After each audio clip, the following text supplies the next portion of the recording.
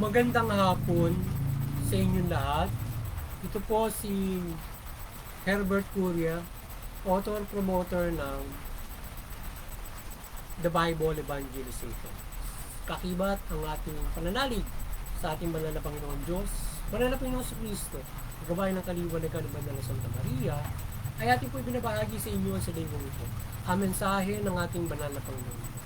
Ang tema ng mensahe ng ating banal na Panginoon Diyos ay ang mga himala ng Panginoon Kristo sa pagpapagaling ng karamdaman at kapansanan at paghahayag ng mabuting balita. Ngayon po ay babasahin ko sa inyo ang mga mensahe nito mula po doon sa Tipan. Bagong Tipan, o mabuting balita o bagong Tipan o paghahari ng ating banal na Panginoon Diyos sa pamamagitan ng banal na Panginoong Yesu Kristo. Ayon po dito kay Apostol San Mateo, Kabanata 5, talatang 30 hanggang 31. Ito po ang mensahe. Nagdatingan ang napakaraming tao na may dalang mga pilay, bulag, pingkaw, pipi at marami pang iba. Inilagay nila ang mga may sakit sa harapan ni Jesus at kanyang pinagaling sila. Na mga tao, nang makita nila nagsasalita ang mga pipi, gumaling na ang mga pilay, ang mga pingkaw, nakalalakad na ang mga pilay at nakakikita ang mga bulag at nagpuri sila sa Diyos ng Israel. Patuloy po natin sa kay Apostol San Lucas, Kabanata 4, talatang 30 hanggang 4. 38 hanggang 4 na po. Ito po ang mensahe. Umalis si Jesus sa sinagoga at nagtungo sa bahay ni Simon. Mataas ang lagnat ng biyanan ni Simon, kaya ipinamanhik nila kay Jesus na pagalingin siya. Tumayo si Jesus sa tabi ng higaan ng babae at iniutos na umalis ang lagnat at nawala ang mga ito. Pagdakay tumindig ang may sakit at naglingkod sa kanila. Ipagpatuloy po natin. Paglubog ng araw, ang lahat ng may sakit, anuman ang karamdaman, ay dinala ng kanilang mga kaibigan kay Jesus. Ipinatom niya ang kanyang mga kamay sa bawat isa sa kanila at pinagaling sila. Ipagpatuloy po natin kay Apostol San Lucas, Kabanata 4, talatang 42 hanggang 44. Ito po ang mensahe. Nang mag-uumaga, umalis na si Jesus at nagtungo sa isang ilang na puok. Hinanap siya ng mga tao at nang matagpuan ay pinakiusapang huwag munang umalis.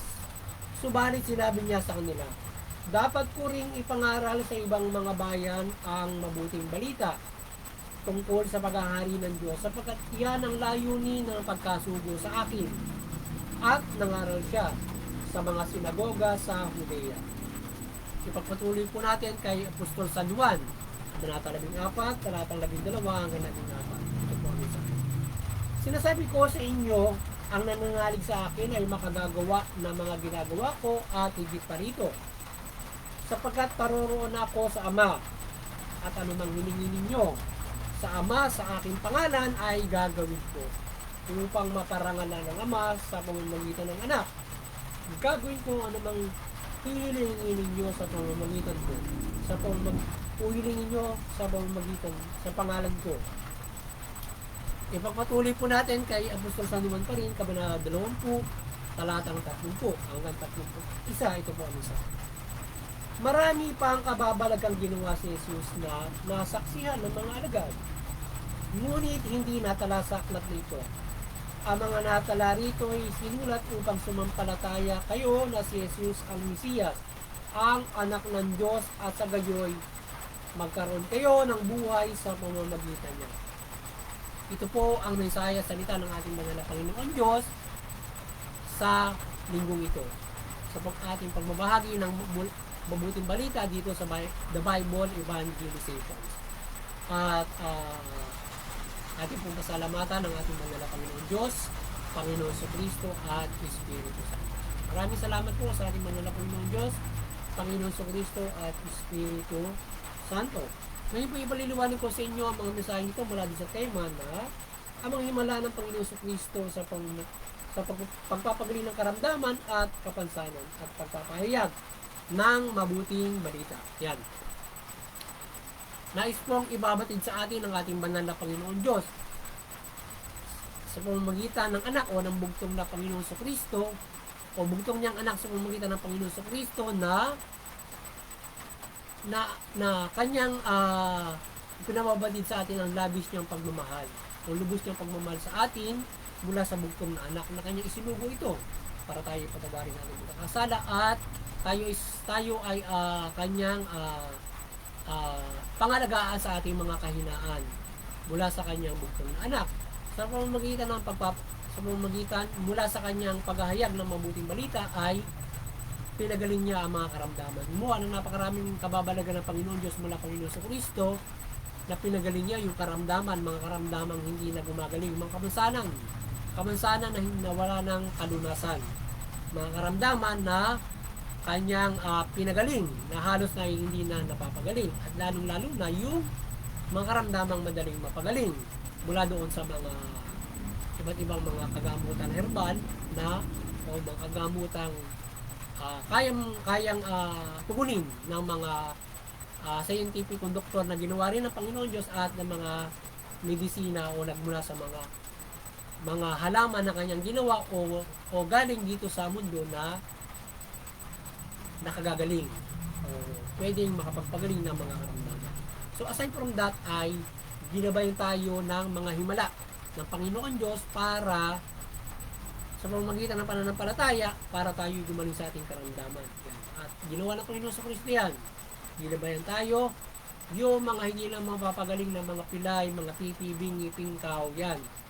Pinagaling niya, kagaya ng mga katongi na yan, pinagaling niya yan, mga parang cancer. At lalong-lalo na yung mga simpleng lagnat, kanyang kapag ikaw ay nilalagnat, kaya niyang mapagaling at kagaya ng biyana ni Simon, Pedro, pinagaling niya agad. Sinong may lagnat ang agad ay makapaglilingkod sa iyo kapag pinagaling ka, di ba? Kinakailangan mo ng pahinga dahil baka magbinat ka. So, talagang pag pinagaling niya agad, nakapaglingkod agad. Yung mga kitungin, pagka pinagaling niya, halimbawa yun, pagpapagalingin ka, saan ka nakakita, mapagaling ka ng sugat, ura-urada, di ba? Hindi na gumaan pa na gumaling agad. Yung mga bulag, gumaling agad. Yung mga pipi, nakapagsalita. Diba? So, yung mga wala ng kalunasan ay tinagaling ng ating Panginoon sa Kristo. Sa kanyang, sa paggabay sa atin ng banal na pagganon niya, tayo kamahal na tayo ay mapagaling. Tayo pinatawag sa ating mga pagkakasala upang mapagaling ang mga karamdaman na yan ng mga pahirap ng diablo, pahirap ng mga demonyo. Yung mga ganyang klase ng mga karamdaman. May mga inborn, mayroong mga hindi naman inborn. So, kung tayo ay mayroong mga laking pagkakasala, lalong-lalo sa ating kalusugan, sa ating katawan, tayo ay magkakasakit. Tayo ay pinahihirapan ng diablo at madali tayo pahirapan ng diablo kung tayo ay may pagkakasala, lalo na yung mabigat. So ngayon, para tayo, ngayon kasi kung tayo ay mayroong pagkakasala, yung Panginoon Diyos, mahina ang protection sa atin. Yung Espiritu Santo umaalis sa atin. So ngayon, tayo ay yung iba nga madaling maposes ng mga diablo, ng mga demonyo, ng mga masasamang espiritu, yung mga at madali rin silang mapahirapan ng mga sakit. Kung walang pananampalataya at kung sila ay mayroong kung sila ay nais nila kahirapan dito sa sakit o sila ay possess or even sila ay hikayatin sa masamang mga gawa sa pagkakasala yan.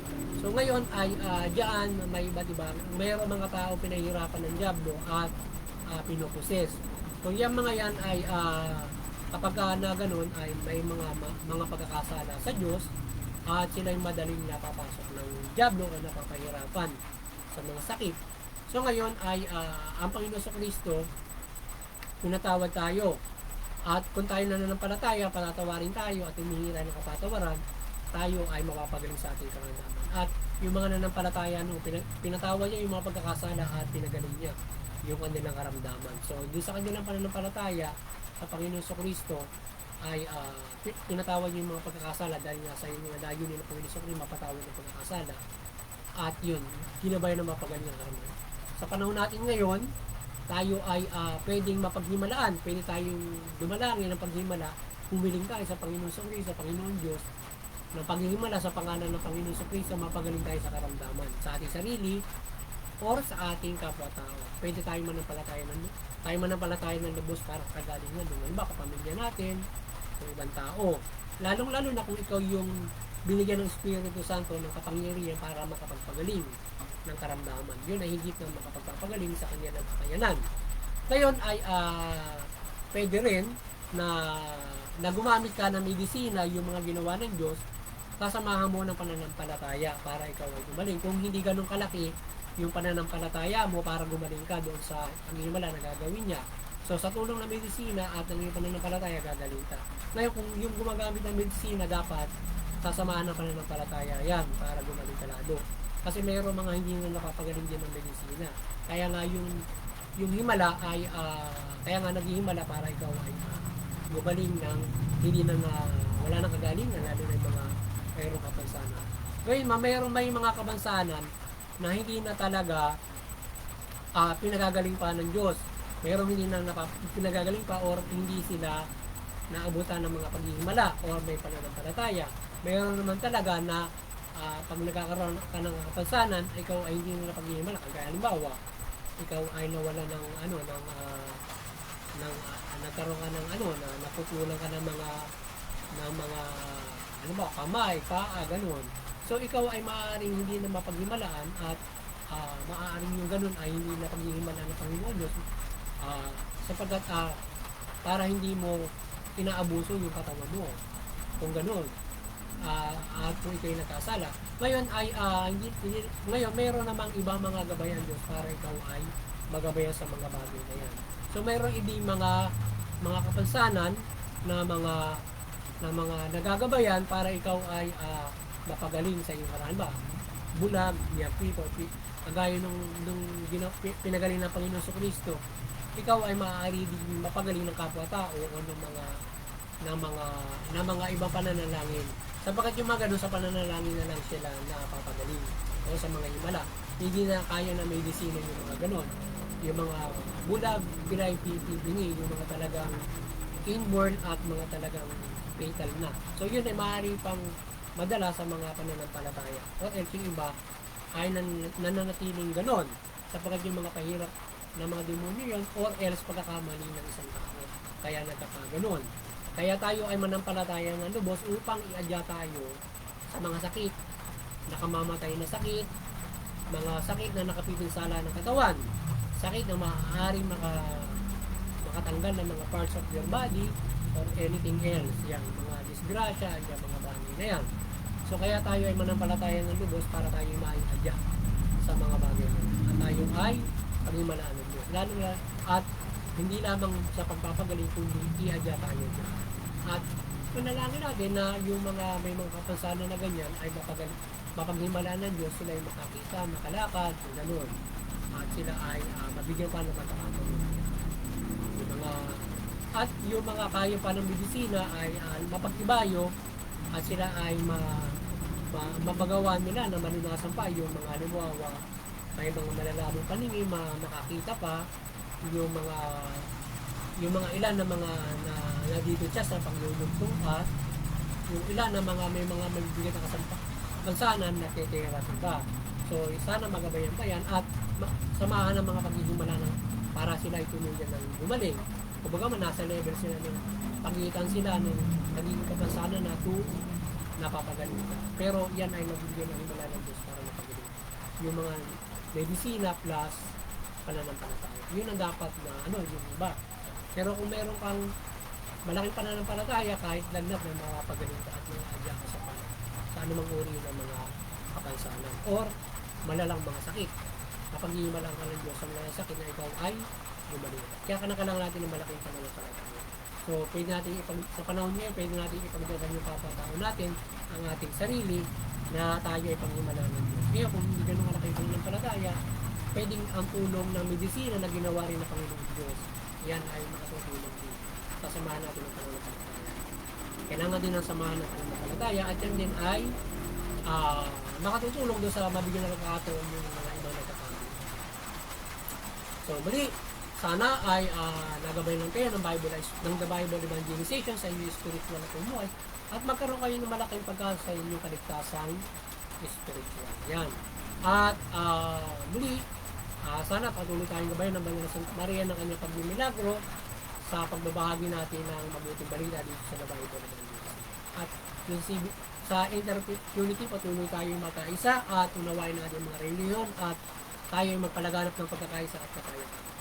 Doon naman sa CBCP and Vatican Church, patuloy kayong maliwanagan ng ating banal na Santa Maria at pagbuklorin nyo ang sangkatuan sa pananampalataya sa Panginoon Diyos, mga Panginoon sa Kristo at mabuting.